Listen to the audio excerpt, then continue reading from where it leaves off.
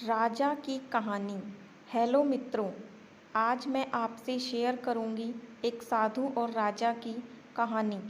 वैसे तो यह कहानी बच्चों की कहानी है, लेकिन इस कहानी में जो शिक्षा छुपी है वो असाधारण है। तो चलिए पढ़ते हैं इस स्टोरी को और जानने का प्रयास करते हैं कि इस स्टोरी में क्या शिक्षा छुपी है। प्राचीन समय की बात है। आजमगढ़ नामक राज्य में लक्ष्य सिंह नाम का एक राजा राज्य करता था। राजा स्वभाव से बहुत ही दयालु था। वह गरीब और बेबस लोगों की हमेशा सहायता करता था। किसी गरीब पर जुल्म होते देख वह कड़ी कार्रवाई करता था। राजा के इस स्वभाव से आजमगढ़ की प्रजा बहुत प्रसन्न रहती थी। राजा की भी एक इच्छा थी कि वह अपनी प्रजा को हमेशा खुश रख सके, लेकिन फिर भी राजा को हमेशा ऐसा लगता था कि उसकी प्रजा खुश नहीं है। इसलिए अक्सर राजा प्रजा का हालचाल जानने के लिए भेष बदलकर शहर में घूमा करता था और लोगों की राय जाना करता था। इसी तरह एक बार राजा घूमते घूमते शहर से बाहर जंगल की तरफ निकल गया। राजा के सभी साथी पीछे रह गए और वह एक जंगल में भटक गया। राजा ने अपनी चारों तरफ देखा, कोई दिखाई नहीं दिया। वह भूख से व्याकुल था और शाम भी होने वाली थी। तभी राजा को एक ऋषि की कुटिया दिखाई दी। कुटिया देखकर राजा की जान में जान आई। उसी समय राजा ने रात वहीं व्यतीत करने का फैसला किया। जब राजा ऋषि के आश्रम पहुंचा तो वहां पर एक ऋषि तपस्या में लीन थे और चारों तरफ बहुत ही सुंदर वातावरण था। पेड़ों से रस भरे फल लटक रहे थे और वातावरण बिल्कुल शांत प्रतीत होता था।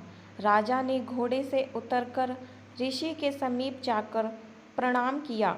ऋषि ने वह आवाज़ सुनकर आंखें खोली तो एक सुंदर नौजवान युवक को सामने पाया, जिसके मुख से तेज झलक रहा था।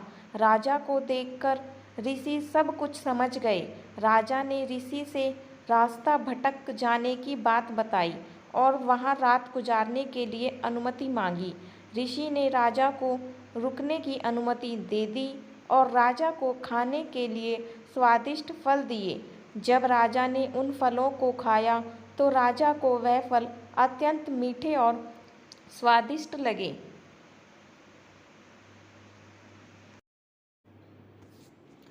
राजा ने इससे पहले इतने मीठे फल कभी नहीं खाए थे। राजा ने ऋषि से फलों के इतने मीठे होने का कारण पूछा। राजा की यह बात सुनकर ऋषि ने कहा, यहाँ का राजा दयालु और न्यायप्रिय होगा। वह गरीबों की सहायता करता होगा। वह प्रजा के दुख दूर करने वाला होगा, इसलिए यह फल इतने मीठे हैं। लेकिन राजा को इन सब बातों पर यकीन नहीं हो पा रहा था, पर राजा इन बातों को झुठला भी नहीं पा रहा था। इसलिए राजा ने निरीक्षण करने का निर्णय लिया। सुबह होते ही राजा शहर की तरफ निकल पड़ा और राजधानी में वापस पहुंचने के बाद उसने अत्याचार करना शुरू कर दिया। उसने प्रजा पर कर बढ़ा दिए। अब राजा गरीबों को परेशान करने लगा। पूरे राज्य में हाहाकार मच गया। ठीक 1 महीने बाद राजा फिर उसी जंगल में उस आश्रम पर जा पहुंचा। जब राजा ने उस आश्रम को देखा तो वह भौंचक्का रह गया, क्योंकि जहां पर पहले पेड़ हरे भरे थे वह सब पेड़ सूख रहे थे। फलों में कीड़े लग रहे, चिड़िया चीख रही थी। तभी घोड़े की आहट पाकर ऋषि अपनी कुटिया से बाहर आए और राजा को बिठाया। ऋषि ने राजा को ताजी फल खाने के लिए दिए। राजा ने फलों को खाया तो उसका पूरा मुंह कड़वड़ाहट से भर गया।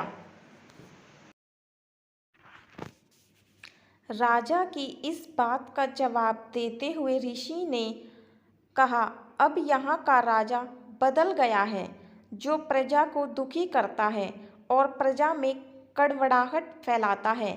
इसलिए सभी फलों का स्वाद कड़वा हो गया है। यह सब देखकर राजा बहुत प्रभावित हुआ और ऋषि को प्रणाम कर वापस लौट गया। राजा ने अगले दिन से ही पहले जैसा राज्य चलाने लगा।